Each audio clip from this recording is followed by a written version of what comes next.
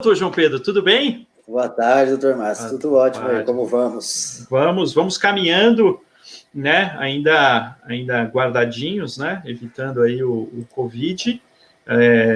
Governo, pelo menos de São Paulo, aí anunciando algumas medidas de flexibilização, né? Mas estamos bem, né?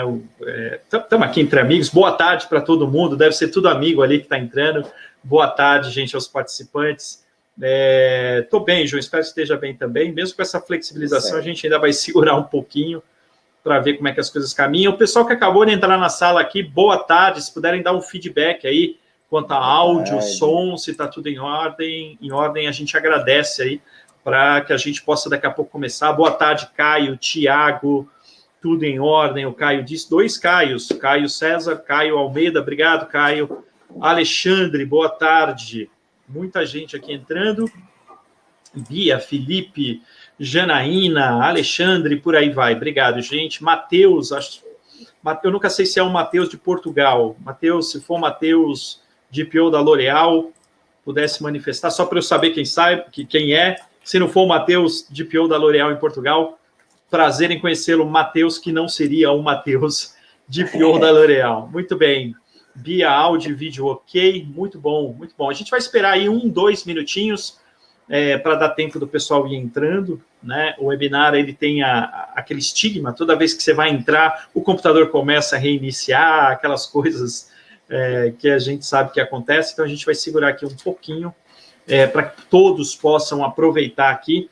Este que é um webinar que ele é quase um desmembramento, digamos assim, de um outro que nós fizemos, que foi muito legal, que teve uma repercussão muito boa, o feedback espontâneo, assim, foi muito legal, onde a gente falou de ODR, né, de Online Dispute Resolution, aplicado a LGPD. Só que da mesma forma que se aplicaria a LGPD, ele pode, e a gente, enquanto escritório, sugere que se pense fortemente na adoção de ODR para as operações de e-commerce, né? A gente tem um vínculo muito forte com o e-commerce, palestrando nos eventos do e-commerce Brasil, fazendo parte da diretoria jurídica da Abicom, tendo parceiros reconhecidos aí no mercado, então a gente está muito acostumado com operações de e-commerce e sabe das dores da operação do e-commerce quanto a processos judiciais, o custo que isso tem, a capilaridade que pode ter espalhado pelo Brasil inteiro. Então, ODR, sem dúvida nenhuma, é uma alternativa que pode diminuir o seu custo com esse tipo de problema e diminuir a sua exposição do ponto de vista de imagem, né? Uma vez que uma resolução de disputa antes de ir ao judiciário pode ser um ganho bem interessante do ponto de vista de imagem, né? A gente já tem alguns casos começando aí no Brasil. Doutor João Pedro, que é este que está aqui do meu lado, que eu tenho o prazer de contar lá na equipe do escritório, para mim, o JP, né?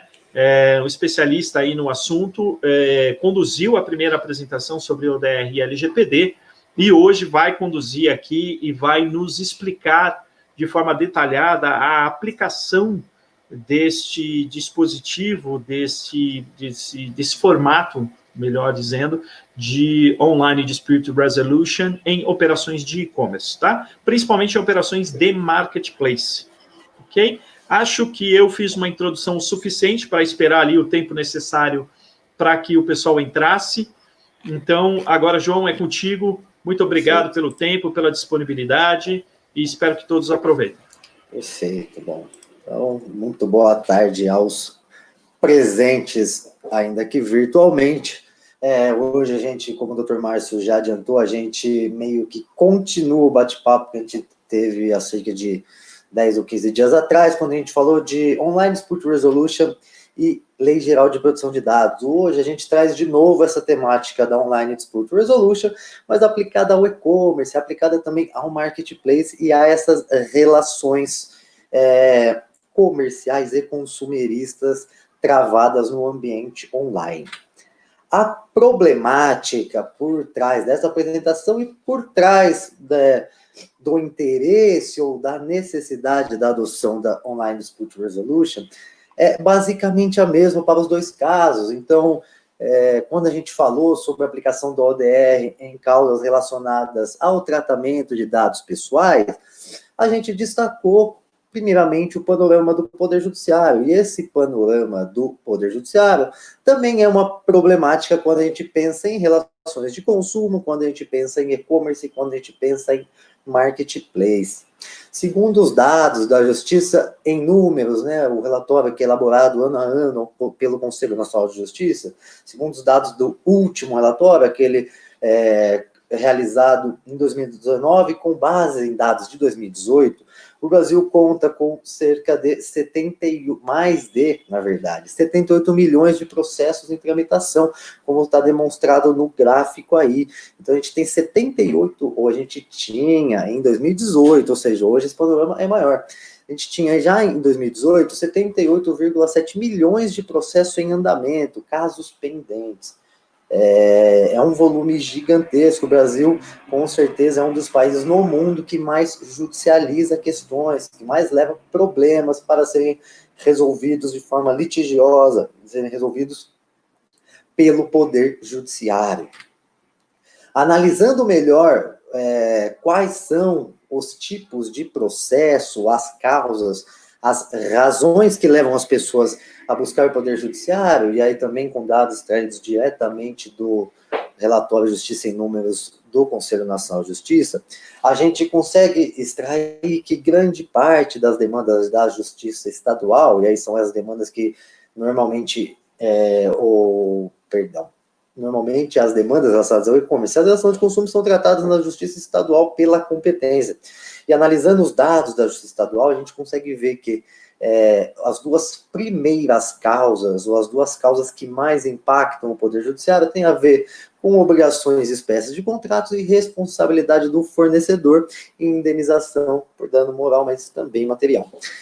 E aí a gente também consegue ver que após a gente tem família e alimentos, depois a gente tem de novo responsabilidade civil e indenização por dano moral.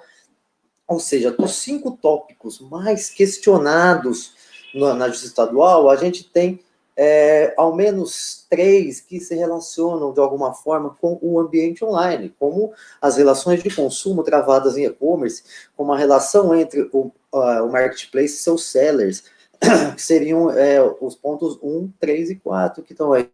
Então, 70% dos processos, daqueles que a gente falou, eles estão na Justiça Estadual, o que demonstra que é muito grande o número de processos que a gente tem quanto a essas matérias. O grande impacto disso é justamente, e aí se a gente pensar no viés da empresa a princípio, ainda que a gente esteja falando aqui de relações de consumo, isso tem um grande impacto. Então, dentro desse panorama, a gente tem que entender que cada processo desse tem um custo médio aí, anual de R$ 1.899, e costuma durar de 3 a 5 anos. Então, a gente tem um judiciário abarrotado, em razão disso e das outras condições do nosso país, que todos bem entendem e não cabe aqui a gente ficar destacando.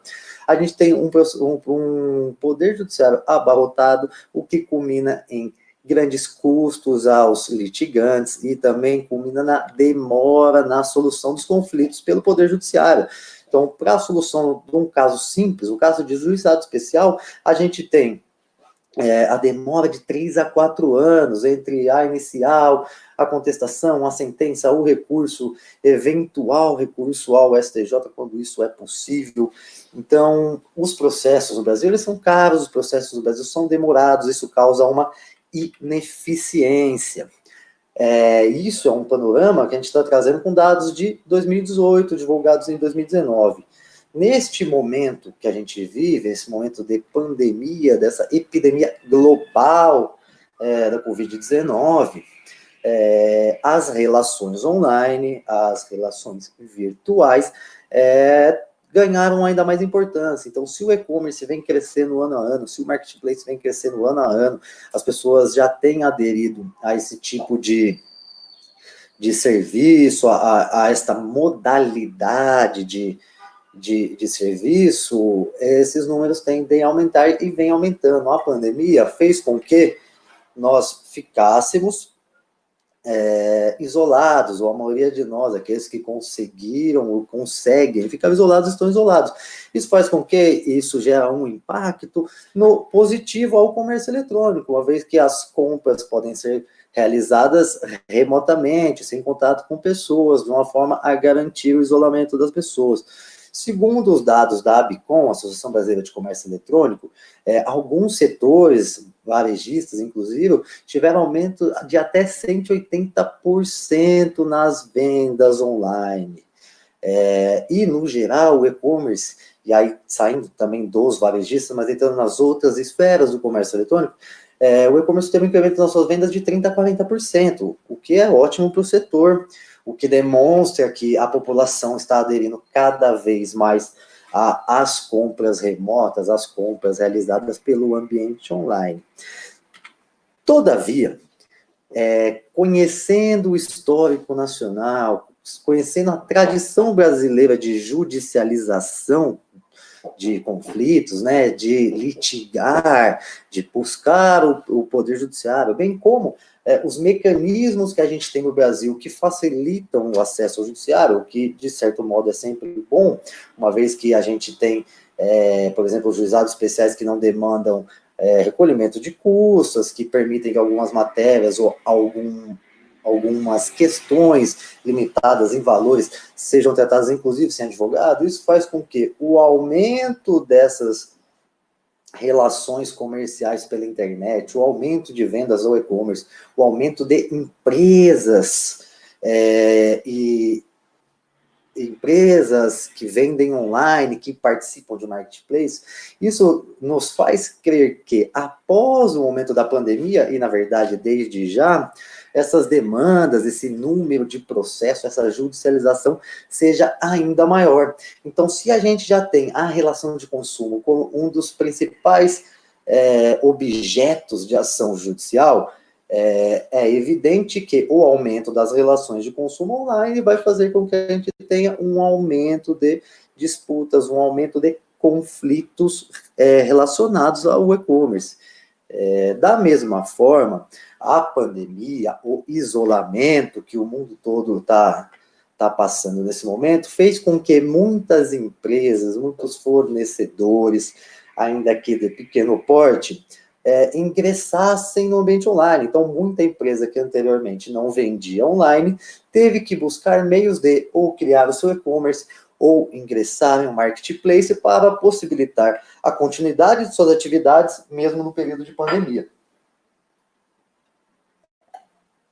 Desta feita, além das relações de consumo que muitas vezes vão parar no judiciário, a gente sim pode ter problemas entre os sellers e os marketplaces, por exemplo.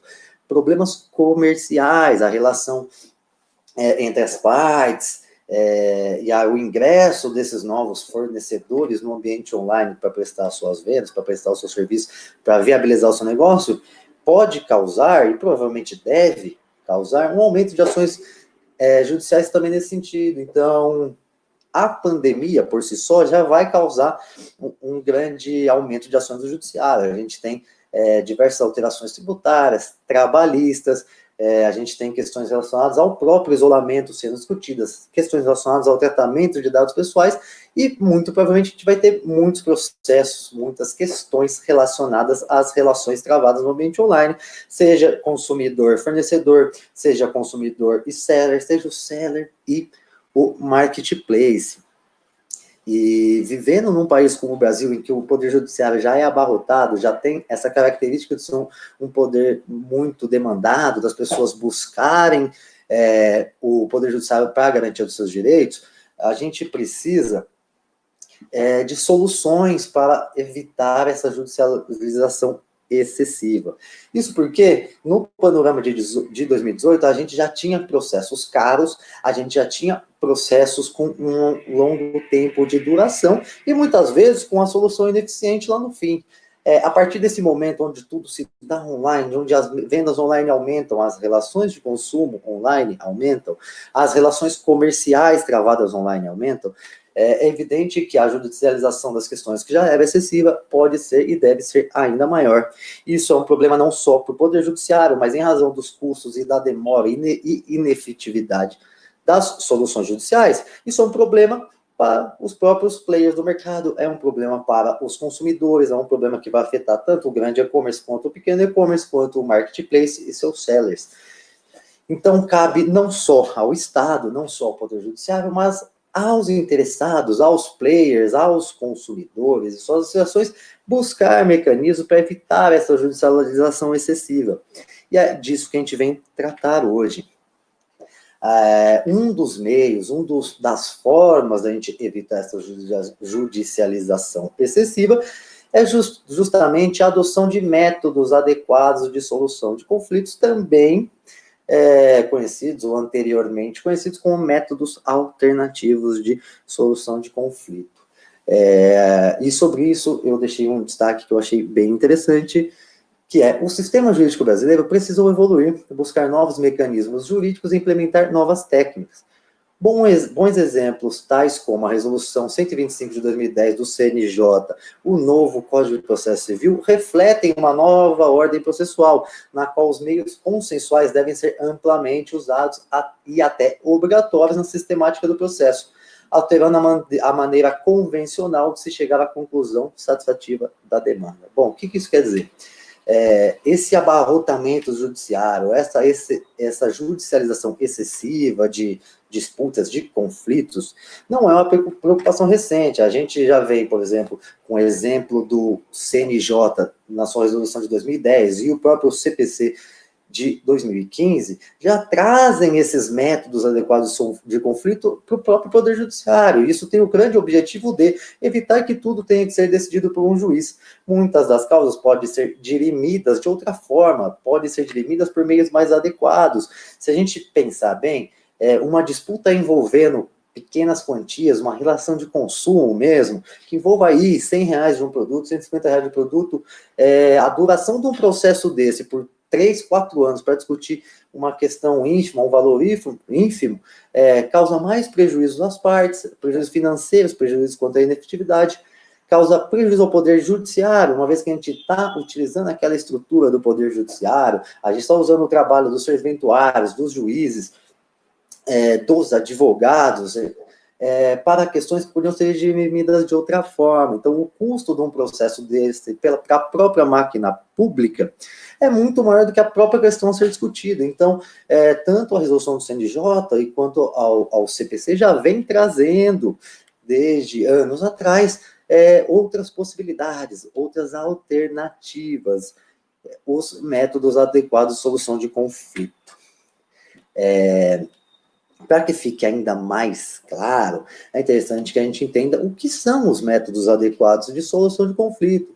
Então, na verdade, os métodos adequados de solução de conflito, eles têm essa grande ideia, esse grande intuito de fazer com que as partes envolvidas nesse conflito, nessa disputa, consigam resolver as suas diferenças sem a necessidade do processo judicial. Ou seja, para alguns tipos de questões, em alguns formatos de relação também, a gente retira a responsabilidade do Poder Judiciário decidir, a gente atribui outros meios. E para isso a gente tem 3 meios mais populares ou mais famosos, que seriam a negociação, a mediação e a arbitragem. A gente também pode incluir dentro disso outros métodos, como conciliação e avaliação. Então, a gente tem alternativas, essas alternativas não são novas, eu não estou trazendo nenhuma novidade, nada do que eu estou falando foi criado em 2020, a nossa lei de arbitragem, salvo engano, é de 96. Mas a aplicação desses métodos, isso sim é uma modernidade, porque apesar de a gente prever isso, da legislação já trazer elementos disso anteriormente, o Brasil continua um país que judicializa muito suas questões. Então, sempre a ideia de correr atrás dos seus direitos e para isso procurar o Poder Judiciário. O que a gente pretende aqui é uma alternativa. Então, dentro dos métodos adequados de solução de conflito que a gente acabou de falar, a gente destaca 4 principais que na nossa visão, podem ser aplicados nas relações comerciais travadas na internet e alguns na relação de consumo. A gente tem uma diferença nisso, a gente vai falar sobre isso um pouquinho mais à frente. Mas os principais métodos adequados de solução de conflito, que a gente pode pensar nesse momento, são a arbitragem, a negociação, a conciliação e a mediação, cada uma com as suas peculiaridades, cada um com a sua aplicabilidade. Todos esses métodos retiram do Poder Judiciário a responsabilidade sobre a solução daquele litígio. Todos esses métodos visam atender aos interesses das partes sem o acionamento do Poder Judiciário, sem que isso vire mais um processo judicial que vai durar pelo menos 3, 4 anos para ser resolvido. Para que fique mais claro agora no que consiste cada um desses métodos, a gente traz a explicação aqui um tanto quanto resumida, obviamente que cabe a leitura sobre cada método tem doutrina bem estabelecida no Brasil, a gente tem bastante coisa escrita sobre esses métodos, sobre aplicação e etc, e aqui a nossa ideia não é esgotar o tema, mas trazer um panorama geral sobre isso. A arbitragem está em destaque como o primeiro método, porque ele tem uma diferença interessante contra os outros métodos. A gente tem uma lei de arbitragem no Brasil que regula a arbitragem, e a arbitragem consiste num método heterocompositivo de solução de conflito, e na prática funciona como um processo entre as duas partes, ou seja, é um método adversarial. Uma parte se opõe à outra e tem um terceiro que faz essa heterocomposição, que é o árbitro. Já a negociação é um método de autocomposição. Então, as partes buscam diretamente a solução do seu conflito por meio da negociação. Não há participação do terceiro, muito menos a tomada de decisão por um terceiro. A tomada de decisão vem das próprias partes que negociam entre si. Então, a arbitragem se difere muito dos demais métodos em razão dessa questão de ela ser heterocompositiva. Além dos dois métodos já citados, a gente tem a conciliação, também em que a gente tem a autocomposição das partes, mas a participação de um terceiro desinteressado, o conciliador, que atua no meio dessa relação, tentando sugerir soluções para o conflito. Então, ele participa sem um interesse direto na questão, obviamente, e tenta sugerir alguma solução para que as partes cheguem a um denominador comum. De outro lado, e bastante similar, porém diferente, a gente tem a mediação. A mediação também tem um método de autocomposição das partes, também tem um terceiro, que nesse caso é o mediador, ele é imparcial, e a grande função do mediador é justamente possibilitar, viabilizar, fomentar a comunicação entre as partes em disputa. A ideia do mediador é mediar, conseguir que as partes conversem num mesmo volume, numa mesma página sobre o tema, sobre o seu conflito, sobre a sua disputa. Então, o mediador, ele é um facilitador dessa comunicação, ele busca fazer com que essa comunicação seja melhor para que as partes se autocomponham, para que as partes encontrem a melhor solução para a sua controvérsia. E aí, sobre esses métodos de solução de conflito, eu trouxe alguns, durante a apresentação, eu vou apresentar alguns quadros desses.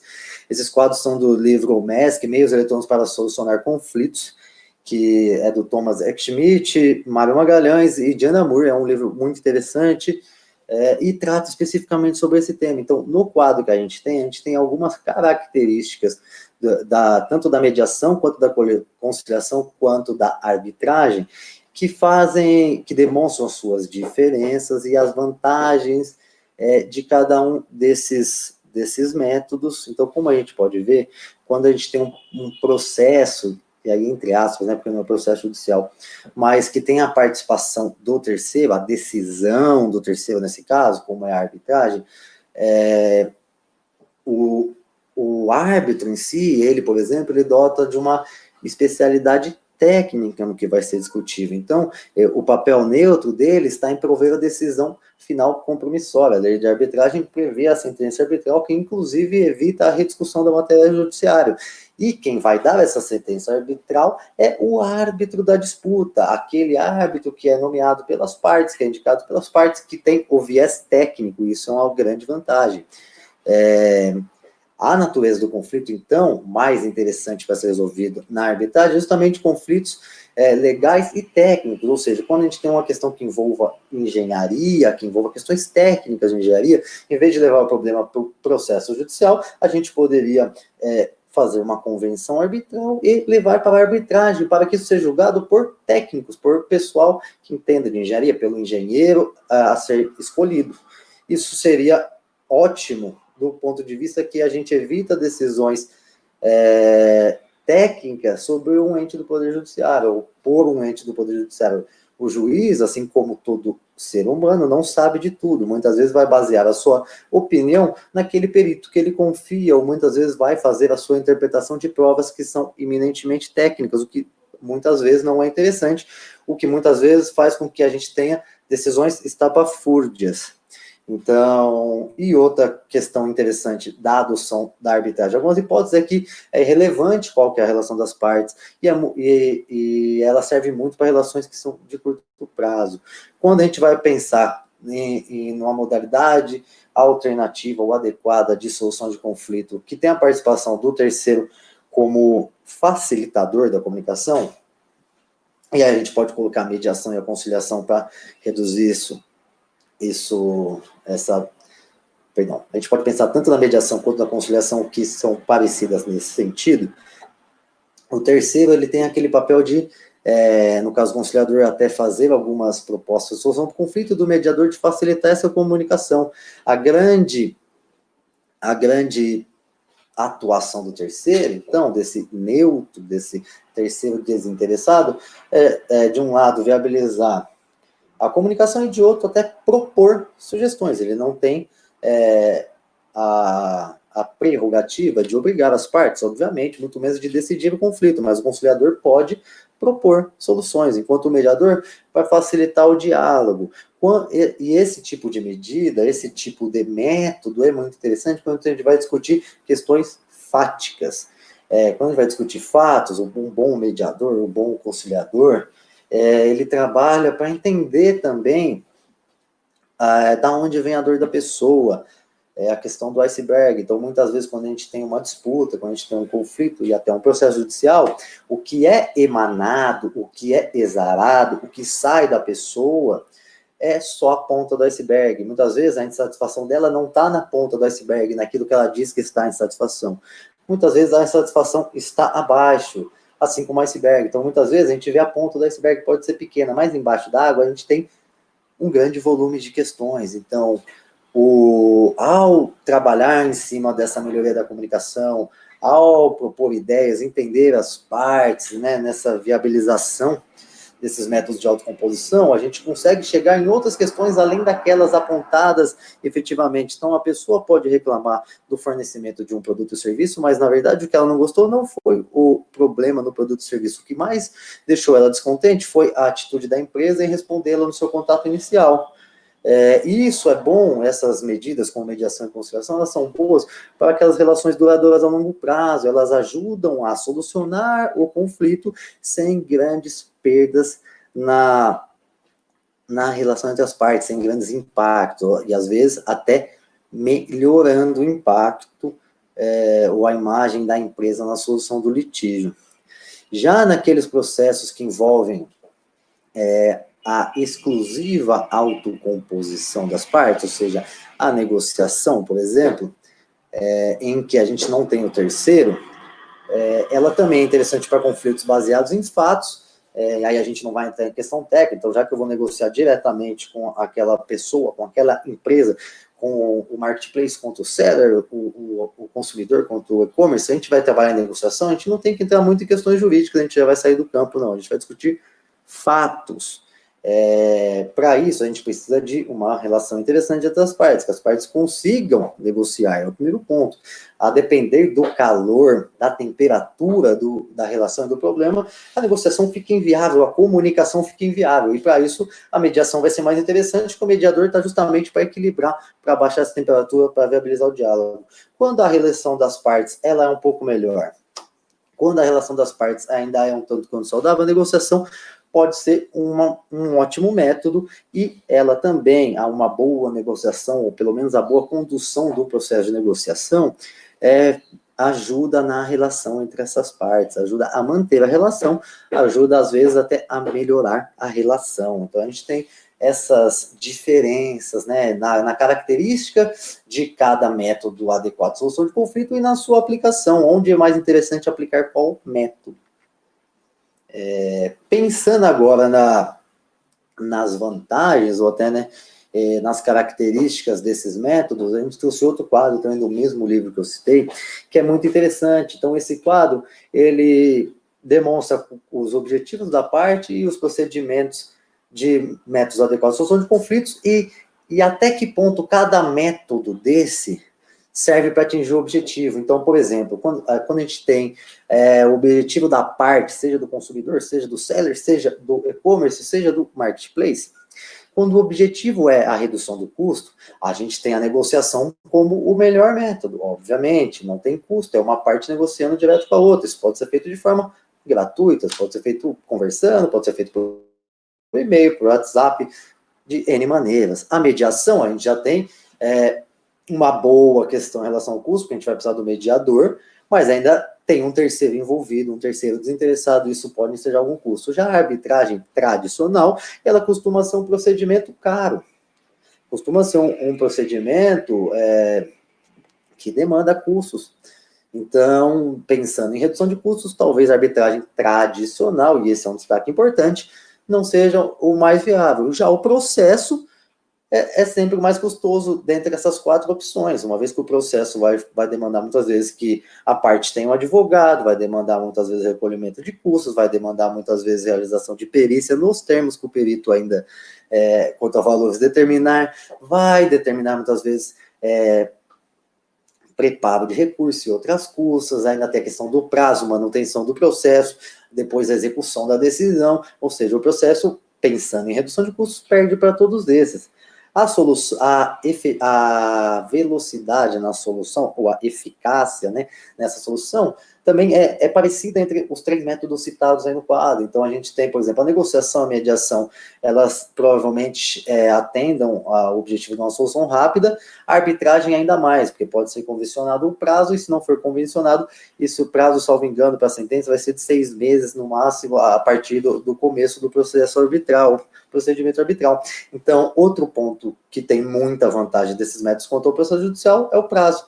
É uma solução mais célere aquele conflito. Já o processo, a gente não consegue estimar. Então, como advogado, e aí provavelmente deve ter mais advogados assistindo, a gente sabe que o cliente quer saber quando que vai acabar o processo, quando que vai ter a decisão do juiz. Mas a única parte que efetivamente tem prazo no processo são os advogados. O juiz, muitas vezes, a depender de cada juiz, aí sem ser injusto com nenhum, mas muitas vezes os juízes não são tão céleres quanto deveriam, e eles também não têm quem os cobre tanto quanto os clientes cobram os advogados. Então, na questão da velocidade, da celeridade da resolução ou da solução do conflito, os métodos adequados, eles com certeza ganham em muito do processo judicial. Manutenção de privacidade é outro ponto. Isso aí pode ser muito interessante em questões envolvendo, por exemplo, sellers e marketplace, relações comerciais, mais até que nas relações de consumo. Se é de interesse das partes que seja mantida, garantida, a privacidade daquele procedimento, a privacidade das matérias, dos temas tratados, a privacidade em relação àquela discussão, os métodos adequados de solução de conflito, obviamente, saem em vantagem contra o processo judicial. Ora, o processo judicial é marcado pela sua publicidade. Isso é uma obrigação do processo judicial. Ele só não é público, ele só não é facilmente encontrado no processo judicial se ele estiver sob segredo de justiça, o que vai acontecer em remotas hipóteses, e na relação de consumo vai ser muito difícil que aconteça, por exemplo, e nas relações comerciais, idem. Então, além das hipóteses legais, o processo vai ser sempre público, o que diminui a expectativa de privacidade. Já a negociação, já a mediação, já a arbitragem são dotadas de uma certa privacidade, e isso vai até se refletir em outro ponto do trabalho, quando a gente for falar de exemplos. Os exemplos de grandes iniciativas de arbitragem, por exemplo, entre empresas, em relações comerciais, eles vão ser escassos. Por quê? Porque o procedimento é é sigiloso, o procedimento é dotado de uma privacidade, para você entender, maior. Só o processo judicial não. O processo judicial, qualquer um que seja advogado e entre no site do TJ São Paulo ou qualquer outro Tribunal de Justiça, vai conseguir acesso a diversos autos, etc. Tem razão de sua profissão, mas isso fica acessível de uma forma muito mais clara, de uma forma muito mais fácil. Se a gente pesquisa na internet, a gente vai achar publicação, vai achar diário oficial, diário de tribunal, que vão constar essas informações. Então, qualquer um que der uma busca aí em qualquer buscador da sua opção, vai conseguir encontrar diversos dados sobre o processo de diversas pessoas. Outra vantagem exemplificada nesse quadro dos métodos adequados à solução de conflito é justamente a manutenção do relacionamento entre as partes. Aí a gente tem diferenças. Então, a gente vê que a gente tem 3 para negociação, 2 para mediação e 1 para arbitragem. E 0 para o judiciário, obviamente. O judiciário sai perdendo. Por que a gente tem essa diferença? A negociação, ela é um método de autocomposição sem a participação do terceiro. Então, se der certo a negociação, o relacionamento entre as partes, a manutenção desse relacionamento é mais segura. Se as partes por si só chegam a um denominador comum quanto ao seu problema, e esse problema é resolvido, o seu relacionamento, além de não piorar, pode até melhorar, uma vez que ela se entendeu, uma vez que a parte sabe que, em caso de problema, ela sim pode procurar outra parte e resolvê-lo diretamente, ela foi ouvida, isso melhora a sua experiência. Pensando em consumidor, isso está dentro de Customer Experience. Então, o consumidor, quando ele é bem atendido, e ele não tem grandes problemas para resolver uma disputa, um conflito, ele muito provavelmente vai continuar a manter relações com aquele fornecedor. Já na mediação, como ela é um método mais adequado quando a gente já tem um calor, já tem uma temperatura alta no relacionamento, ela sim tem chances de que a gente consiga manter a relação, ela sim pode melhorar a relação, mas como a mediação já é uma escalada acima da negociação, pode ser que em algum momento, ou em alguns casos, essa manutenção do relacionamento não ocorra. Todavia, ela também, pensando até em Customer Experience de novo, também é um método que ajuda a manter a relação. O processo arbitral, por sua vez, por ser decidido por um terceiro, por ser um método de heterocomposição, ele pode impactar na manutenção do relacionamento. Então, por isso que no quadro demonstrado anteriormente, a gente tinha a questão daquelas relações de curto prazo, né, de curto período. Por quê? Porque, assim como no processo judicial, a gente vai ter um terceiro decidindo, e essa decisão pode não ser a contento de uma das partes, pode não ser a que deixa uma parte feliz. Já na mediação e na negociação, a gente vai chegar, ou vai tentar chegar no denominador comum mais próximo. Então, por isso que esses outros 2 métodos levam a vantagem. O poder judiciário, então, vem de novo com 0, ou seja, de novo, a pior solução para quem quer manter um relacionamento, uma vez que ali a gente tem litígio, ali a gente tem uma disputa judicial. Isso vai gerar um custo, vai gerar um tempo, vai gerar uma discussão, audiências, debates, recursos, que com certeza prejudicarão o relacionamento das partes, a gente não tem dúvidas disso. Já o próximo ponto trazido nesse quadro, também que é interessante, a questão de envolvimento das partes. A negociação, o envolvimento das partes é muito grande, porque elas resolvem por si só. Na mediação e na arbitragem, o envolvimento das partes é um menor, uma vez que a gente tem terceiros na sua participação, e no judiciário isso é menor ainda, porque a decisão é totalmente do terceiro, do juiz, do desembargador. Isso reflete também na conexão com o problema. Então, como as partes são mais envolvidas na negociação, elas também se conectam mais com o problema, com o entendimento daquele problema, com a dor de cada um, o que nos outros métodos é um pouco mais baixo. Quando a ideia é que a gente tenha um terceiro participando, a mediação e a arbitragem levam a vantagem, equiparados ao judiciário. Nas 3, a gente tem participação do terceiro neutro, com a diferença de que o juiz e o árbitro decidem, e o mediador, ele atua para a solução das partes. Agora, quanto ao estabelecimento de precedente, a gente tem a arbitragem e o processo. O processo, ele faz precedente. Se você tem um e-commerce e sofre diversas ações sobre o mesmo tema, os juízes se posicionam da mesma forma, você vai ter um precedente de praticamente toda vez que alguém levar aquele caso ao judiciário, ele vai citar o precedente, e isso tende a fazer com que os juízes julguem de acordo com o precedente, o que pode ser bom ou ruim. Se o precedente for contrário, isso vai ser ruim para você, vai ser ruim para sua empresa. A arbitragem tem a sentença arbitral, ela também pode ser considerada um precedente, mas, diferentemente do processo, isso não vai ser acessível a todos. Então, o processo, aquele precedente contra a sua empresa de um processo judicial é muito mais forte, porque você, com a breve busca na internet, vai achar outras pessoas que passaram o mesmo caso e que tiveram uma decisão favoráveis a ela, e isso fica muito mais fácil. Então, esses dois quadros que eu mostrei, tanto o que está nesse slide que está na tela agora, da figura 8 aí, que fala dos critérios de seleção e dos objetivos, eles demonstram que cada método serve para atingir um objetivo diverso, deve ser selecionado para temas diversos, então, isso tem que ser estudado conforme cada negócio, cada situação, cada relação, cada objetivo que seja pretendido. Tá, ok, falamos de métodos adequados de solução de conflito, você já devia conhecer muito do que eu falei, mas qual que é a diferença? Por que a gente está falando de ODR, Online Dispute Resolution? Por quê? A que ponto que entra isso?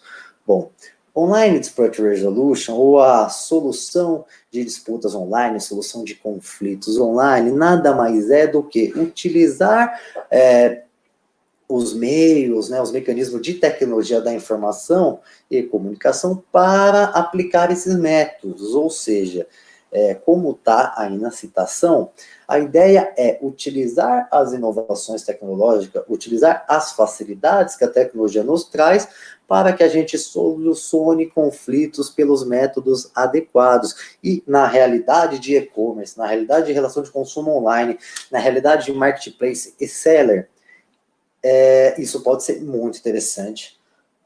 Isso pode, além de ajudar na solução dos conflitos em si, pode ajudar de outras formas as partes envolvidas, e aí a gente está falando de benefícios para o consumidor que está na ponta, para o seller, para o marketplace, para o e-commerce, para o ecossistema em geral. Então, a resolução de disputas online é a resolução adequada de disputas usando tecnologias de informação e comunicação.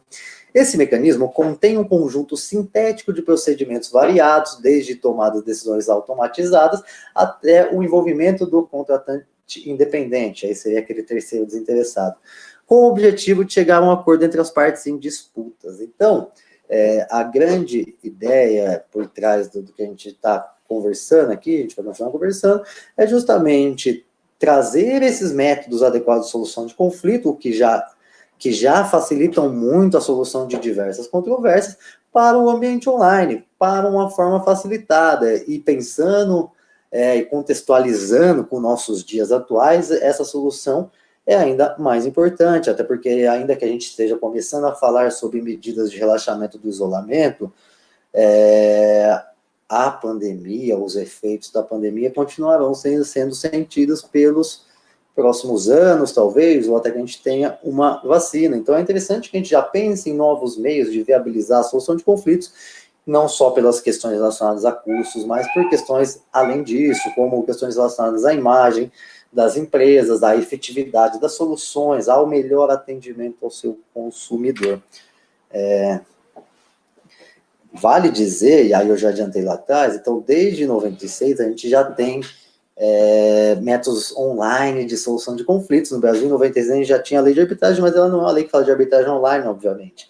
No mundo, a gente já tem exemplos da adoção dessas medidas desde 1996, então a gente não está falando de nada novo, a gente está falando de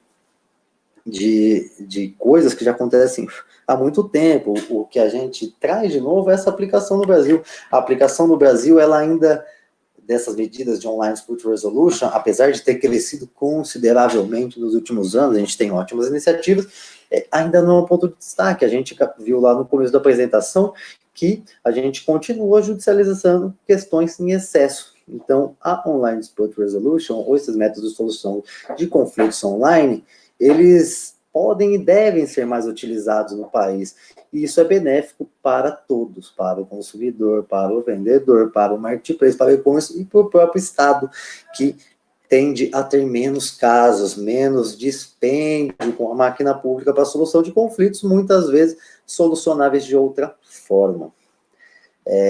Tanto é verdade que e aí mais um gráfico dos livros que eu já citei, que a gente consegue apurar que já em 2009, 2010, 2011, já havia um crescimento do atendimento do PROCON online.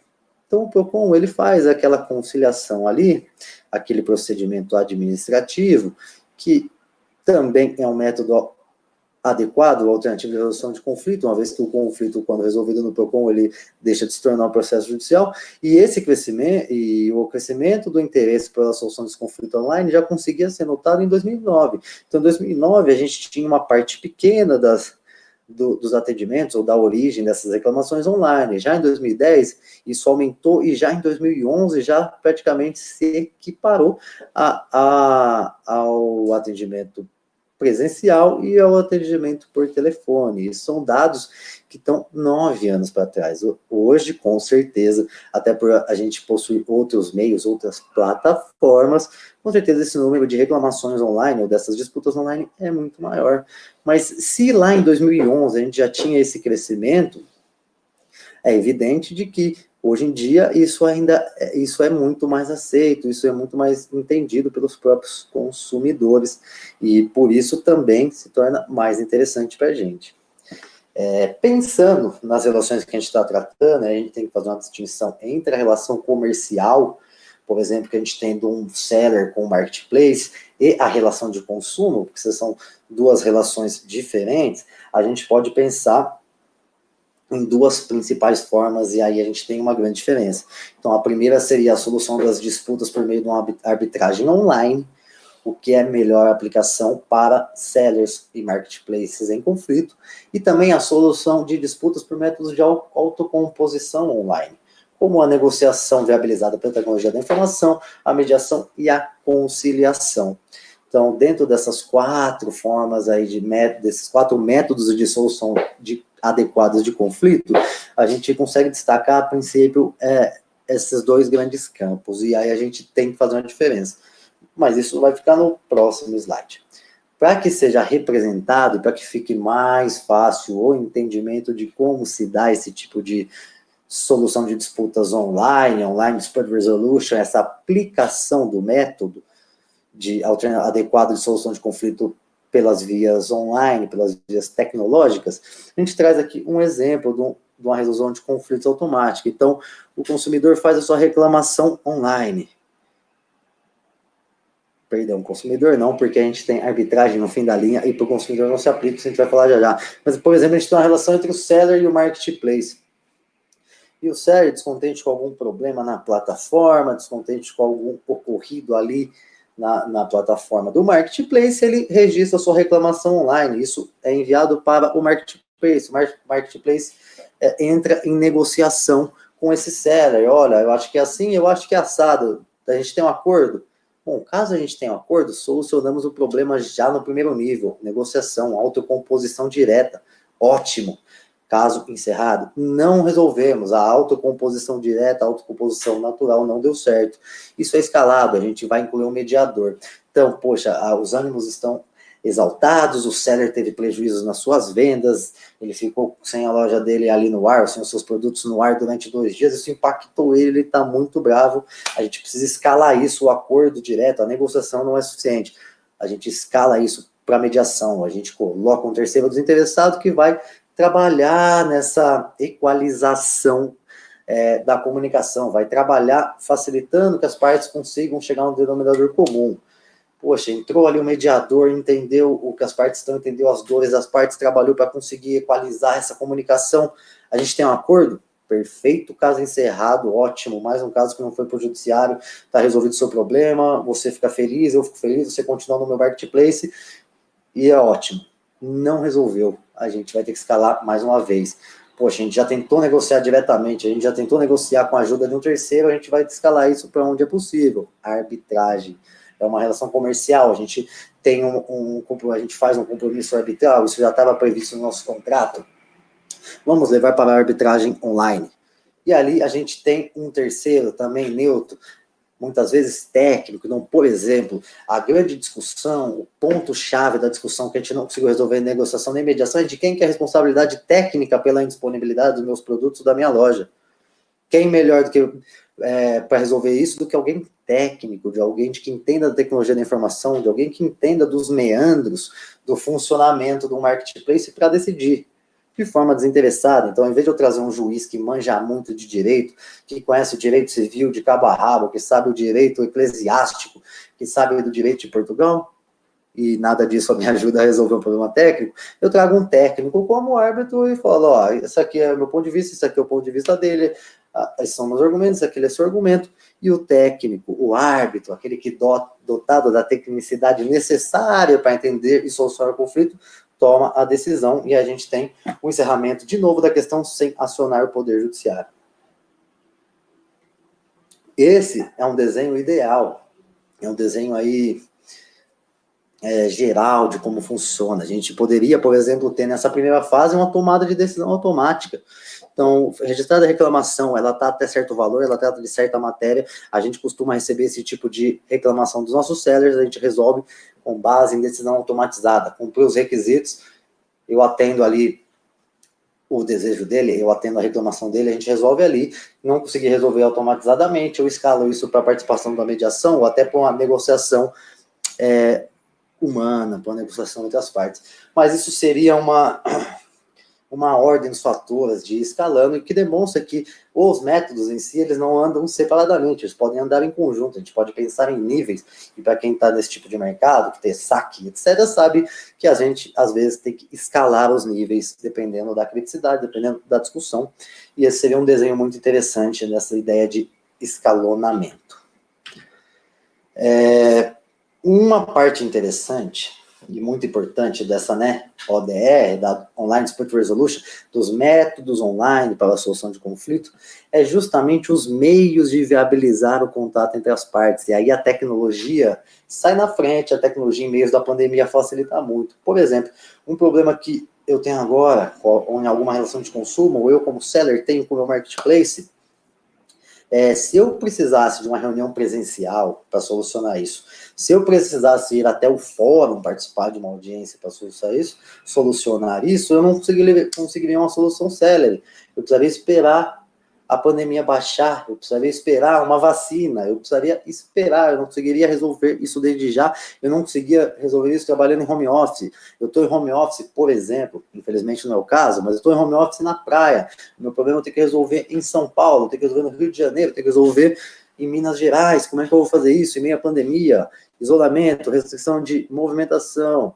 E a ODR, Online Dispute Resolution, traz os mecanismos online para ajudar nisso. Então, para que a gente possibilite o entendimento entre as partes, para que a gente possibilite, seja a negociação, a mediação, a conciliação ou a arbitragem, a gente pode utilizar de diversos meios tecnológicos, e-mail, mensagens instantâneas, ferramentas de bate-papo, videoconferência, discussão segmentada. Discussão segmentada é legal. Discussão segmentada seria como se fosse naqueles threads do Twitter, então que vem seguindo em linha, como se fosse uma linha do tempo da discussão, os elementos. A gente pode usar texto, a gente pode usar imagem, a gente pode usar vídeo, a gente pode usar um monte de coisa, um monte de meios de comunicação diferentes, o que ajuda muitas vezes a facilitar. Então, aqueles encontros acalorados, presenciais, talvez não se reflitam quando a gente vai discutir textualmente, talvez não sejam tão acalorados quando a gente faz de forma digital, que é mais uma vantagem. Além disso, a gente, utilizando esses meios, a gente reduz barreiras, a gente consegue aproximar os distantes, eu consigo, mesmo viajando, resolver um problema de forma remota, eu não preciso me deslocar até outro estado para fazer uma ação judicial, eu não vou precisar contratar um correspondente lá no Rio de Janeiro para ir protocolar uma peça, eu vou discutir remotamente, utilizando a tecnologia da informação.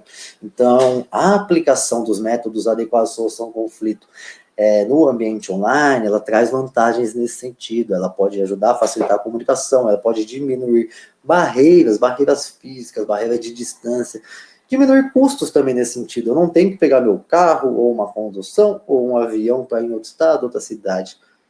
Eu vou entrar aqui numa videoconferência, a gente vai fazer isso por meio de uma plataforma específica, subindo as mensagens para aquela solução de conflito, e etc. É muito interessante também nesse sentido. Outra coisa, eu até adiantei quando a gente estava falando daquele esqueminha de de Online Dispute Resolution é que a gente consegue usar a tecnologia dentro da solução do conflito, a tecnologia para a solução do conflito. Então, a gente tem a possibilidade de usar decisões totalmente automatizadas. Em algumas hipóteses, tendo em vista o volume de sellers, o volume de consumidores que eu tenho, eu consigo apurar que meu business sofre mais ou menos das mesmas reclamações. E, a partir disso, eu consigo pensar em estabelecer alguns parâmetros indenizatórios, por exemplo. Então, desde que a reclamação cumpra certos requisitos, que eu costumo apurar como aqueles que fazem surgir essas reclamações, eu atendo de forma automatizada essa reclamação. Isso também pode ser feito parcialmente automatizado. Então, se de certa forma automatizada a gente não resolver, eu posso escalar para uma negociação. Então, vai ter a participação do ser humano, vai ter a oitiva do problema para uma pessoa, que pode ajudar muito na solução do conflito, ainda que a primeira ideia fosse resolver isso automatizadamente. Ofertas cegas é um outro método, onde as partes fazem os seus lances sobre o que elas entendem interessante na solução daquele conflito, até chegar ou até viabilizar um denominador comum.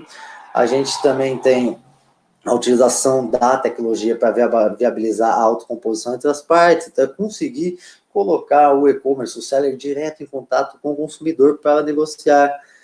Às vezes a gente compra, aí, por exemplo, num aplicativo de comida, né, de entrega de comida, de alimentação.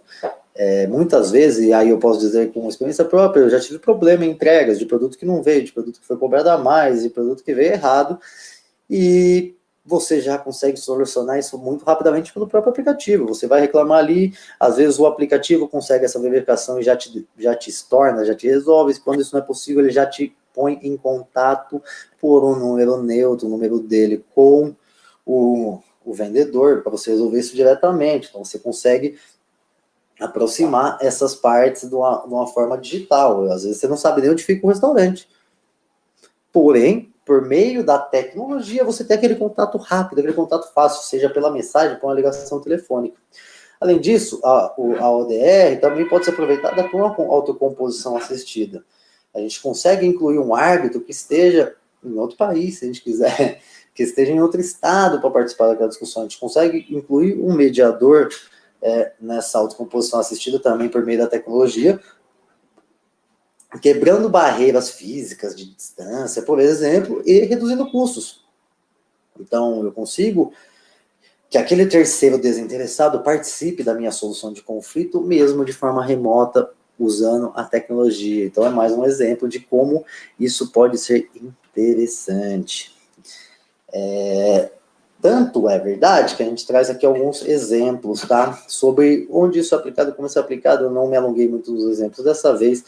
Esses dois primeiros, para quem teve na última apresentação, quando a gente falou de ODR e LGPD, já devem ter visto, mas eles se repetem, são ótimos exemplos. Então, o eBay, desde os anos 90, já tem uma plataforma para solucionar as questões ali do seu comércio eletrônico, do seu marketplace. Ele coloca em contato o comprador com o vendedor para tentar solucionar ali, e aquilo pode ser escalado por ali mesmo, até a participação do terceiro desinteressado. Então, isso não é nada novo, a gente já tem o eBay fazendo isso lá para 97, 98 já estava rolando. E, bom, é um exemplo, entre aspas, a ser seguido, ajuda muito a melhorar. A gente tem também, por exemplo, a Weclaim, né, que é lá da França, onde a gente tem uma solução de disputa parcialmente automatizada, que ajuda que os indivíduos resolvam questões que envolvem menor monta de dinheiro, que também é uma ideia muito interessante em razão de usar decisões parcialmente automatizadas, de resolver certas questões sem sequer a participação de seres humanos, só com base em parâmetros, o que é muito legal. Mas aqui não tem grandes novidades, acho que todo mundo já deve ter tido contato, tomado conhecimento de algum exemplo desse por aí.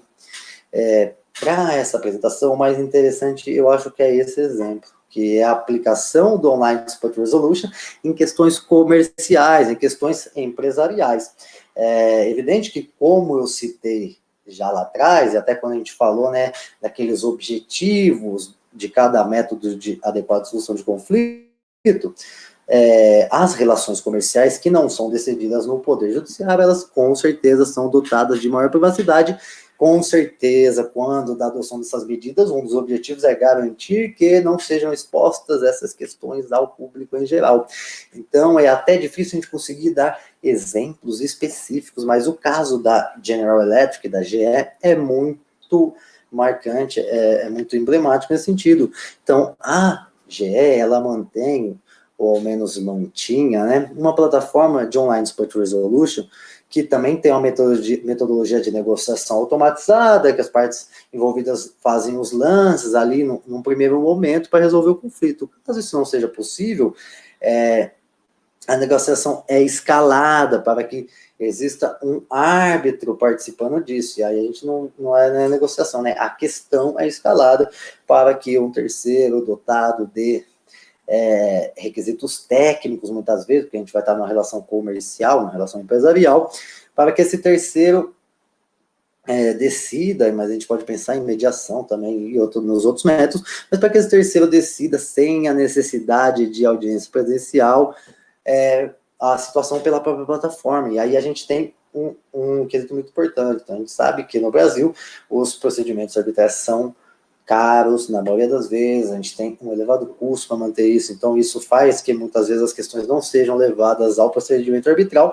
muitas vezes as partes preferem discutir a cláusula arbitral no judiciário, inclusive, ó, o custo que tem nesse procedimento não vale a pena, eu vou tentar a nulidade dessa cláusula no Poder Judiciário e para mim pode ser melhor, o que também não costuma dar muito certo, pelo menos em São Paulo, na maioria das vezes, eles mantêm a cláusula arbitral, até porque eles são abarrotados de serviço e quando eles mantêm a validade da cláusula, eles tiram um processo de sua frente. Mas é um exemplo interessante, aí que serve muito quando a gente vai pensar na relação comercial entre um seller e o marketplace. Então, muitos e-commerces pensam em atender o consumidor, facilitam o atendimento do consumidor, inclusive na última apresentação que a gente fez aqui sobre o tema, quando é a ODR e a LGPD, uma das pessoas presentes, que eu até peço desculpa por não lembrar o nome, mencionou que atua como advogado em favor de sellers e não tem adoção, ou não tem sucesso nessas medidas para solucionar problema entre seller e plataforma. Olha que interessante. Então, a plataforma pensa, obviamente, muito no consumidor, que é o volume de acessos e vendas, etc., onde vai sair também a sua vantagem financeira, mas talvez não aplique isso para os sellers, e aí a gente tem que entender que sim, também é importante, ainda que a gente não vai trabalhar nem com negociação, nem com mediação, que a gente possua, por exemplo, uma arbitragem online, para que a gente possua mecanismos de ODR voltados também aos sellers, na relação seller-marketplace, para que a gente tenha uma relação melhor, uma relação mais duradoura, uma confiança maior entre as partes. E aí a gente vem com a ideia de que, mas por que aplicar os conflitos aplicar o DR nos conflitos envolvendo e-commerce, e aí eu já estava falando sobre isso. Então, bom, vou falar das vantagens depois, aqui a ordem é o fundamento legal. A gente tem no nosso Código de Processo Civil, que é a lei que vai regular como são os processos judiciais, a gente tem logo nos seus primeiros artigos, no seu artigo 3º, as questões relacionadas aos métodos adequados de solução de conflito. Então, a própria lei que versa sobre processos judiciais, ou versa sobre o processo e seus procedimentos, ela já traz, logo no seu início, para demonstrar a importância, a ideia de que a gente tem que impulsionar a solução consensual dos conflitos, a gente tem que impulsionar medidas como mediação e conciliação, a gente tem que nos esforçar para resolver questões fora do Poder Judiciário, ou pelo menos sem o julgamento de um processo judicial. O mesmo a gente extrai lá da Resolução 125 de 2010 do CNJ, que já traz para a política judiciária nacional o direito à solução dos conflitos por meios adequados à sua natureza e peculiaridade. É muito interessante esse trecho entre aspas. Então, para uma relação de consumo, de baixa monta, qual é o meio adequado a sua solução? Será que é um processo judicial que vai durar 4 anos, ou seja, eu vou tomar trabalhos do juiz, do serventuário, do advogado, tempo, audiência, recurso, custos, para resolver uma questão que envolve R$100, envolve R$1.000. Então, a própria resolução do Conselho Nacional de Justiça já vinha em 2010 dizendo que, na verdade, as pessoas têm o direito à solução dos conflitos pelos meios adequados à sua peculiaridade. Poxa, aqui é muito peculiar, cara. A gente tem um negócio envolvendo baixa monta, que a gente dependendo de um juiz para julgar, isso, até lá esse dinheiro desapareceu, esse dinheiro já não valia mais a pena. Então, a gente tem autorização legal, a nossa legislação já traz essa ideia, já tenta fazer com que sejam aplicadas essas medidas. A gente vem, na prática, como advogados, observando isso também. Então, às vezes, tem alguns despachos para conciliação em segunda instância, as ações já começam com os seus procedimentos conciliatórios e por aí vai. São as demonstrações, os reflexos desses métodos adequados à solução de conflitos na prática, né?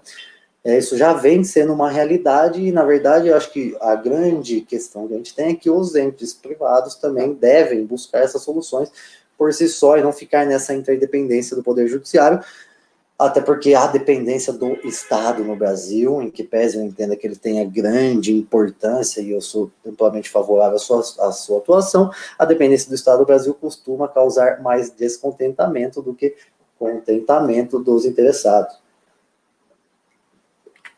Bom, aí aqui é um ponto específico para relações sellers e marketplaces, né? Para as relações comerciais.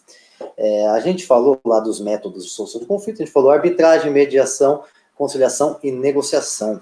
Então, partindo do heterocompositivo para o autocompositivo. Porém, pensando numa relação entre marketplace e seller, a gente gostaria de destacar a questão da arbitragem online. Isso porque na relação de consumo, a gente tem uma vedação, que é o que está em alguns slides para frente, mas para a relação entre seller e marketplace, a arbitragem pode ser muito interessante. E aí, não só para questões contratuais, obviamente, mas pensando em questões técnicas. Então, eu lembro que no começo desse ano, um grande amigo meu, que é proprietário no e-commerce, teve um problema ali com o provedor da sua plataforma. Na verdade, ele tem uma loja no marketplace, teve um problema com o provedor que falou que ia sair do ar, que ia encerrar o funcionamento, etc. Esse tipo de disputa não deveria ou não precisaria ser levada ao Poder Judiciário. Talvez a gente pudesse viabilizar isso de uma forma de arbitragem online, por exemplo, com as lojas que costumam cair, costumam parar de funcionar na Black Friday, por exemplo. Então, muitas vezes a gente pode estar diante de temáticas técnicas. A discussão não é o fato, ali o site caiu, mas por que caiu? Por que saiu do ar? A questão pode ser técnica. Aí, será que o juiz é a pessoa mais adequada, a pessoa com maior conhecimento para decidir? O juiz ele vai entender os fatos e aplicar o direito, a subsunção do fato à norma, né? Mas a questão técnica, muitas vezes, não está dentro do seu espectro de conhecimento, ele não detém todo o conhecimento técnico que ele necessitaria para aquela solução e muito menos para uma solução célere, até porque se o juiz não detém o conhecimento técnico, ele vai determinar uma perícia que vai ser realizada, e isso vai se alongando, aquela instrução do processo. Então, a arbitragem online, nesse contexto, ela pode ser muito interessante. Pelo primeiro ponto, que a gente vai ter alguém técnico na decisão. Pelo segundo ponto, de que o prazo dessa decisão é muito mais célere. A gente não tem que estender em 10 anos de debates, discussões judiciais e recurso para recorrer do recurso e agrava, para discutir um tema que a gente conseguiria desenvolver em 5, 6 encontros ou em 6 meses. E para isso, né, para a aplicação da lei de arbitragem, a gente tem 3 requisitos principais, que é a existência de uma convenção arbitral, a existência de um procedimento arbitral e a decisão por sentença arbitral. Eu só destaquei alguns artigos da nossa lei de arbitragem aqui, data de 96, lei 9.307, para que fique mais claro do que a gente está falando. Então, um ajuste contratual entre seller e marketplace, a definição de uma convenção de arbitragem, seja uma cláusula compromissória, um compromisso arbitral, pode ajudar muito nisso. Para isso, vai ser realizado um procedimento arbitral para solucionar essa questão, e a gente vai ter uma sentença arbitral, e aqui está interessante, a sentença arbitral será proferida no prazo estipulado pelas partes, ponto de interesse, Ora, se as próprias partes determinam esse prazo, a gente já tem uma solução mais célere e eficaz para ambas as partes. Às vezes decidimos que a gente vai resolver isso em 3 meses, em 6 meses.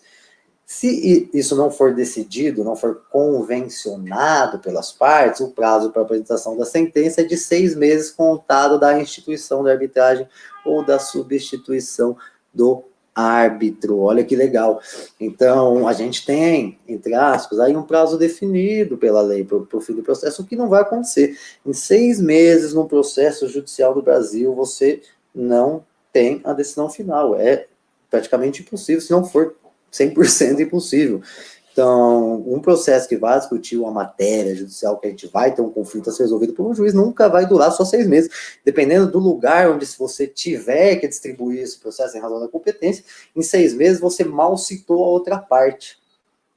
E a efetividade do direito? O direito que demora, né, ele é inefetivo, ele não atende ao direito em si. Então, pensando na relação comercial entre sellers e marketplaces, a opção da arbitragem online, aí é questão, o destaque para a arbitragem online também em relação ao custo, tá? A gente tem diversos players, plataformas, etc., que já trabalham nesse sentido, o custo é menor do que a arbitragem convencional, e a gente consegue dirimir questões de uma forma mais célere, muito provavelmente de uma forma mais satisfativa para as partes, de uma forma menos dispendiosa de tempo e dinheiro. No entanto, pensando em relação de consumo, e aí o seller consumidor, marketplace consumidor, e-commerce e consumidor, a arbitragem já não é adequada, uma vez que a gente trabalha, quando nesse tipo de setor, esse tipo de mercado, com contratos de adesão. E aí o Código de Defesa do Consumidor, a legislação protetiva do consumidor, aquela que regula a relação de consumo, já diz expressamente que são nulas de pleno direito, entre outras, as cláusulas contratuais relativas ao fornecimento de produtos e serviços que determinem a utilização compulsória de arbitragem. Eu acho que a gente pode avançar nesse sentido, né, juridicamente, nos próximos anos aí. Eu acho que o surgimento das alternativas online pode facilitar a mudança dessa postura, mas para os conflitos envolvendo a relação de consumo, as opções ainda são negociação, conciliação e mediação, ou negociação, mediação e conciliação. Ainda assim, são medidas de extrema importância, de extrema relevância para esse contexto de relação de consumo, uma vez que a gente já demonstrou atrás que quando a gente usa esses métodos alternativos, a gente consegue uma manutenção maior na relação, uma melhoria na relação, isso impacta a experiência do consumidor, isso faz com que talvez, mesmo ele tendo tido um problema, ele ainda goste mais da marca, da imagem da empresa. Isso eu posso dizer também com experiência própria, porque todas as vezes que eu tive problemas solucionados de forma online, de forma facilitada, eu fiquei mais contente com a empresa e eu continuei usando os serviços. Isso deve ter acontecido com muitos de vocês. Então, como a gente já vem dizendo desde o começo, a adoção, a utilização desses métodos adequados de solução de conflito de forma online, ela é benéfica tanto para o consumidor, que é a ponta frágil da relação, quanto para o e-commerce, quanto para o marketplace,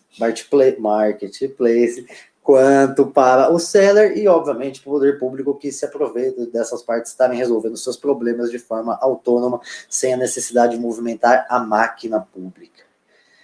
Se a gente pensa em benefícios específicos para consumidores e sellers, aí eles equiparados, porque na relação do consumidor, seja com o e-commerce, marketplace ou com o seller, mas no próprio seller contra o marketplace, um dos grandes pontos é a solução mais rápida e eficiente do conflito. Então, se você está com a sua loja fora do ar, os seus produtos fora do ar naquele marketplace, você sim tem interesse de resolver isso da forma mais rápida possível, de ser reparado o mais rápido possível, que também acontece com o consumidor.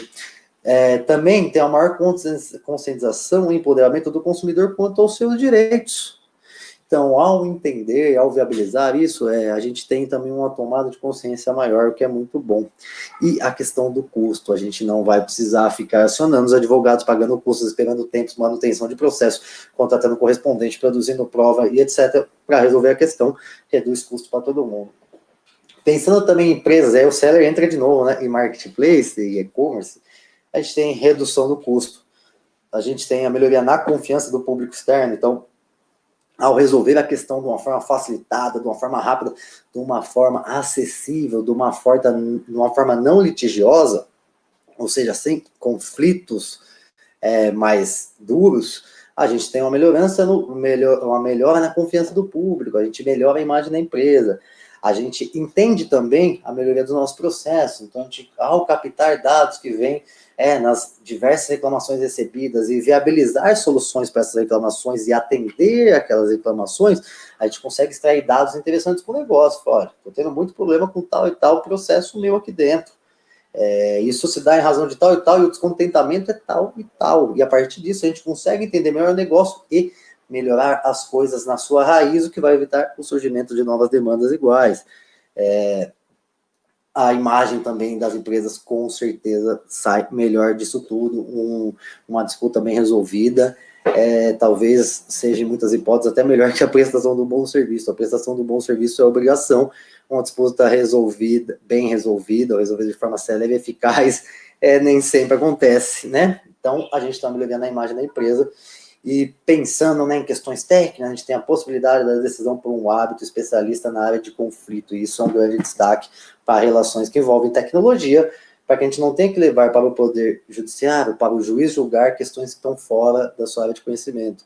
Então, ele pode entender tudo de casamento, tudo de contratos típicos, pode entender tudo de qualquer outra questão jurídica, mas muito dificilmente, e até que surjam câmaras especializadas e varas especializadas em tecnologia, muito dificilmente o juiz vai ter todo o conhecimento técnico necessário, e ele pode se apoiar, talvez, em provas inconsistentes ou até que não fazem sentido para a matéria. Então, essa possibilidade de, pensando em arbitragem, ter um árbitro especialista na área de conflito é sensacional.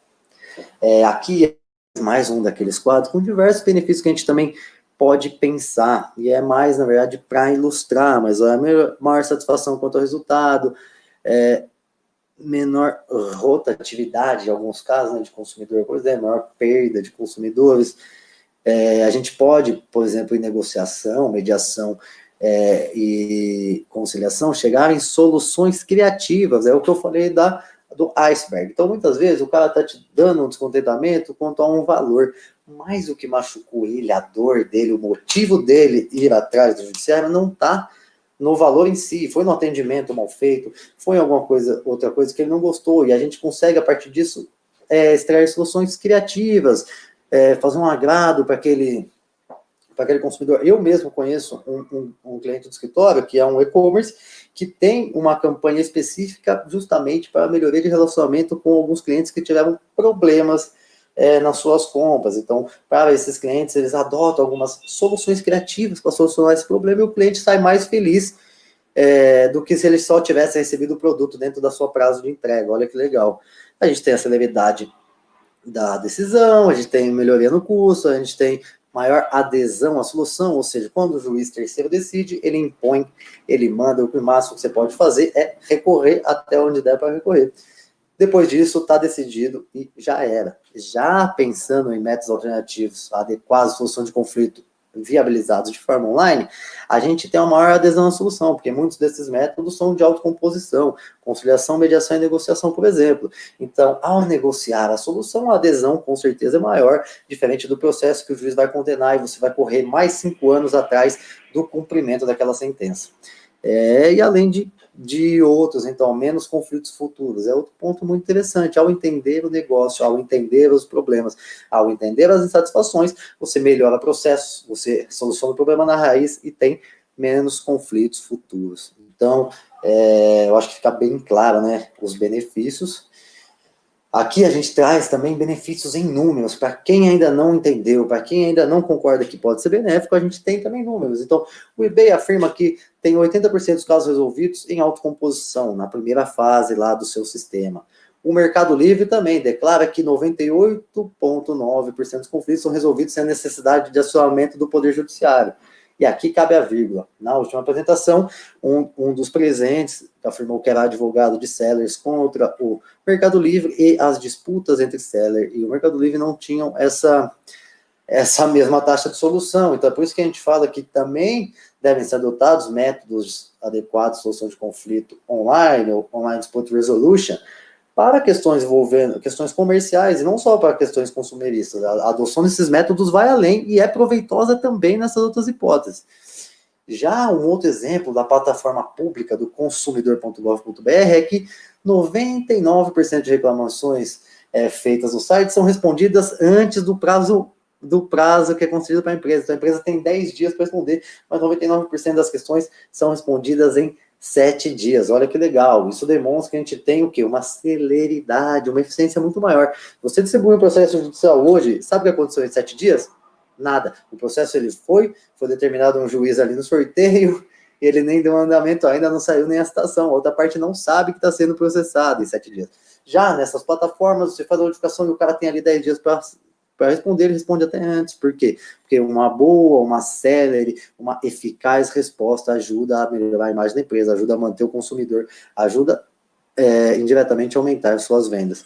Além disso, o consumidor com .gov.br tem um índice de resolutividade das suas demandas de 81%, segundo os próprios consumidores.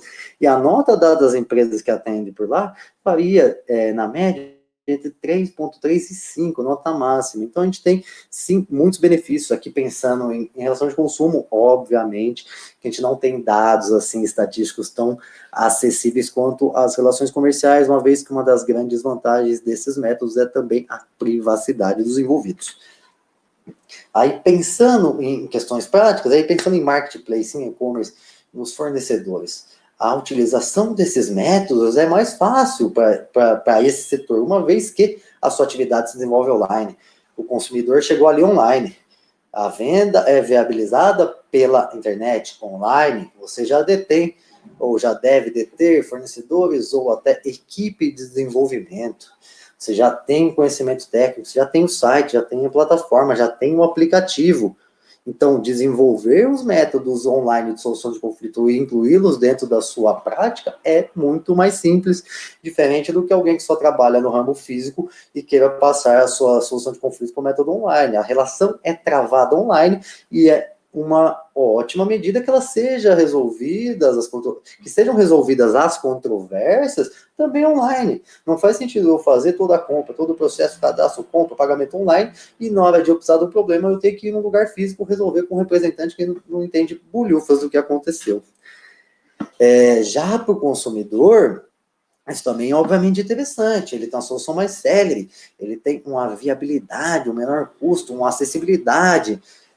Isso fica mais claro ainda segundo dados recentes da última pesquisa TIC Domicílios do Comitê Gestor da Internet, que apurou que 71% dos domicílios brasileiros possuem acesso à internet e que o país tem cerca de 134 milhões de usuários da internet. Então, se as vendas estão aumentando exponencialmente no comércio online, se a pandemia impulsiona essas vendas, se a pandemia e o impulsionamento das vendas vão fazer aumentar também o número de processos judiciais, o Brasil, apesar de não ter as melhores condições de internet do mundo, a gente tem sim grande parte da população conectada, muitas vezes até através de celulares, por exemplo.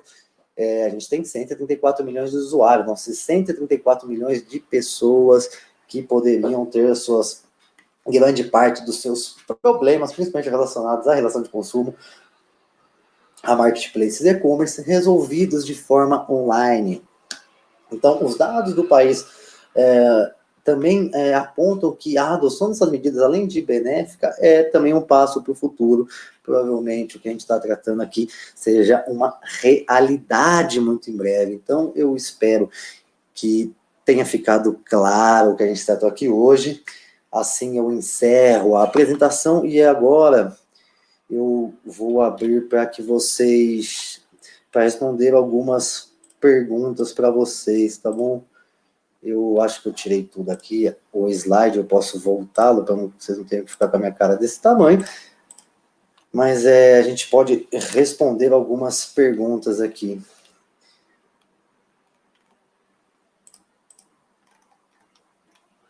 Bom, pessoal, se vocês desejarem fazer alguma pergunta, questionamento, elogio ou críticas, fiquem à vontade, tá?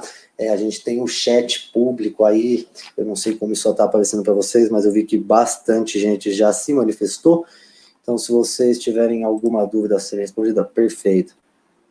Aqui, ó, Paulo Eduardo Sábio. A mediação dos marketplaces, na maioria das vezes, é tendenciosa, pois ao se colocar ao lado do consumidor, eles pensam estar preservando a própria plataforma. Na prática, a mediação das plataformas funciona como a seguinte dinâmica: consumidor mais plataforma contra o seller. Bom, Paulo, é verdade. Então, por isso que a gente fala, por isso que eu falei, vai, gente, né? Eu falei aqui mais cedo que a arbitragem pode ser muito interessante no problema entre plataforma e seller. Na verdade, se a gente pensar na relação plataforma, seller e consumidor, seria interessante que a gente tivesse uma neutralidade da plataforma, né? Que a gente tivesse um terceiro desinteressado. Isso acontece em muitas. Então, por exemplo, não necessariamente o mediador tem que ser da plataforma. A plataforma pode disponibilizar os meios para que a solução seja dirimida por um mediador externo, um terceiro realmente desinteressado, para evitar que a gente tenha justamente esse viés, né, na decisão.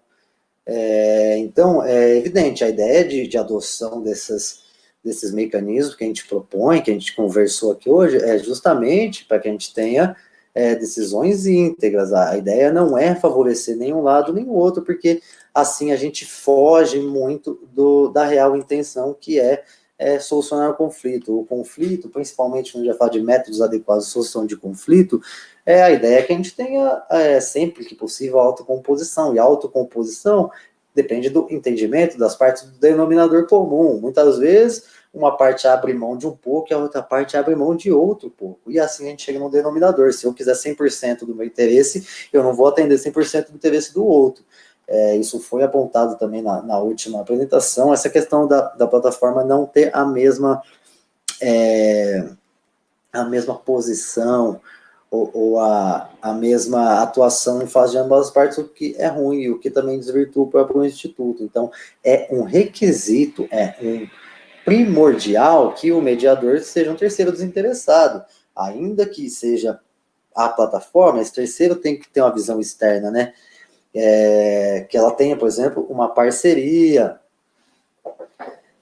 que ela tenha um terceiro. Se a gente pensar em problemas estritamente entre plataforma e seller, obviamente, como você bem colocou aí, Paulo, arbitragem. Então a gente põe um técnico. Se a questão é que é indisponibilidade, eu estou falando que aqui caiu por A, você está falando que caiu por B, e que você não tem responsabilidade, quem melhor do que um técnico para dirimir essa questão? Então, a arbitragem, nesse caso, aí, de novo, um terceiro desinteressado, um terceiro técnico, um terceiro que não está nem de um lado nem de outro, que vai se posicionar e vai decidir, mas que consiga dar essa decisão de uma forma célere, né? Evitar que isso vire um processo judicial, porque o custo é maior. Então, o que eu perdi de venda naqueles 2 dias, não vale a pena eu manter um processo, não vale a pena eu batalhar 10 anos por causa de 2 dias que eu fiquei fora do ar.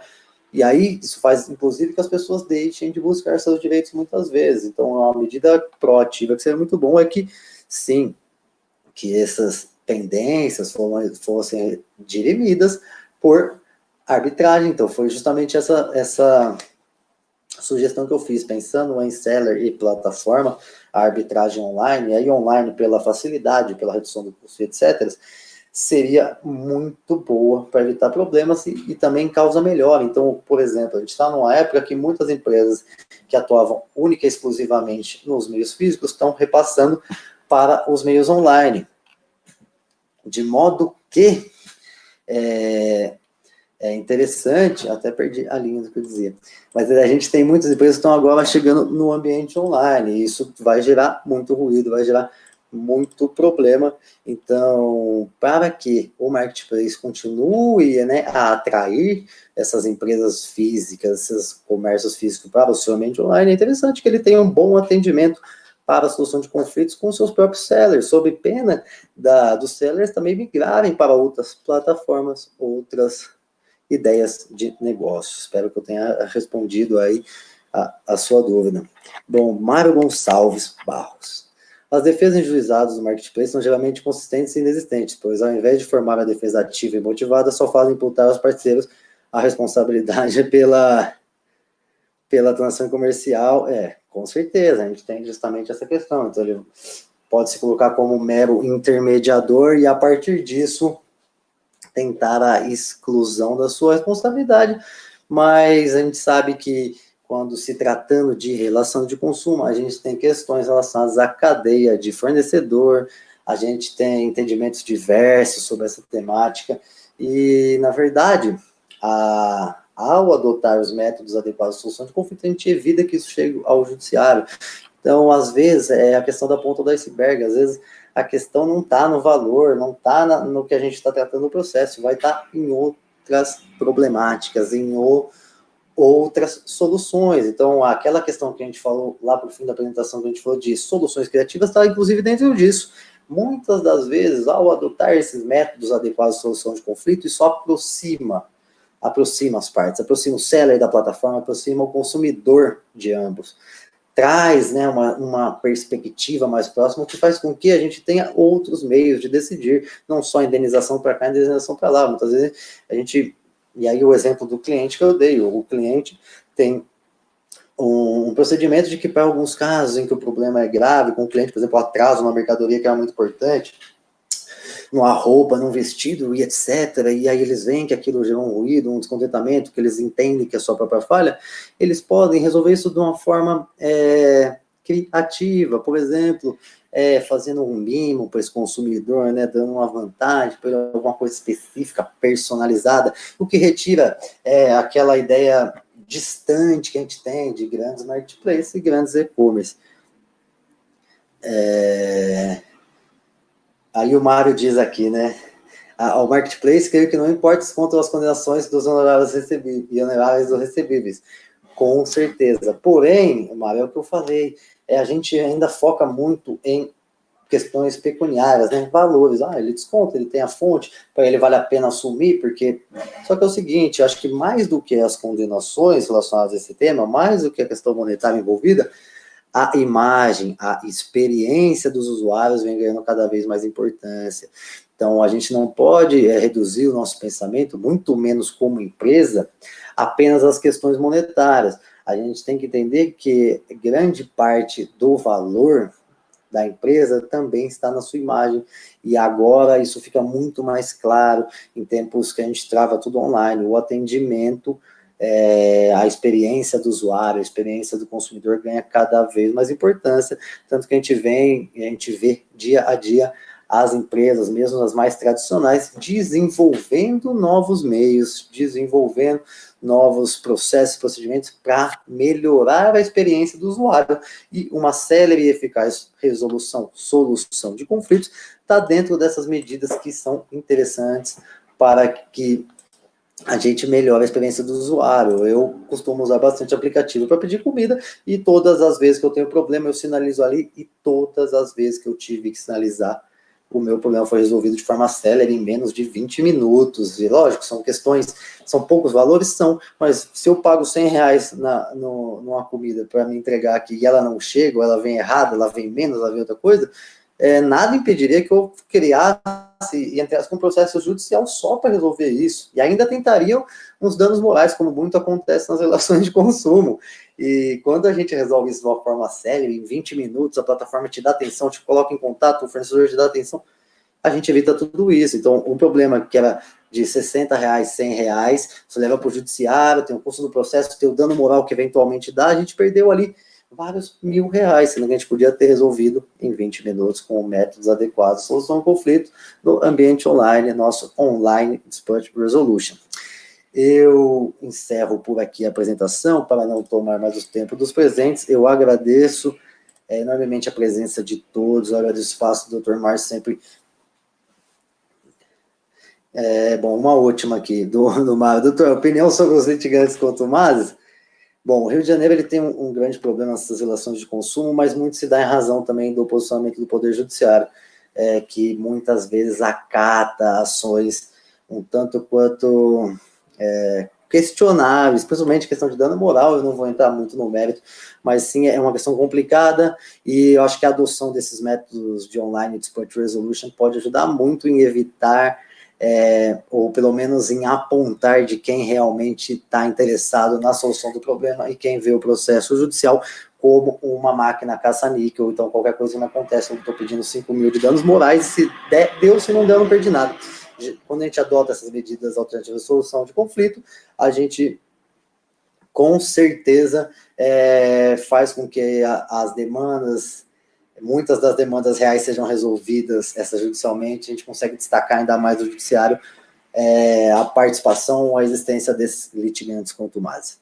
Então, com isso eu encerro a apresentação. Muito obrigado a todos que participaram, a todos que assistiram a apresentação. Muito obrigado, doutor Márcio, e ao Código dos Advogados por também viabilizar e trazer para a gente a oportunidade de falar sobre diversos temas para vocês.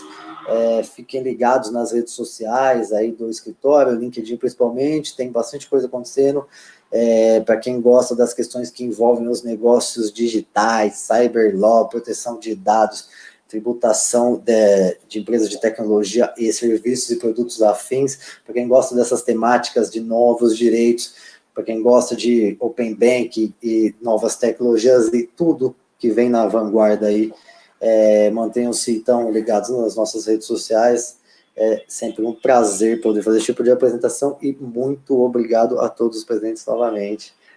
Até a próxima.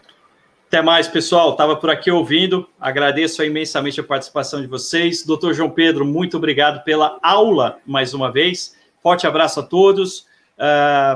Fico feliz aí pelos agradecimentos rasgados aí.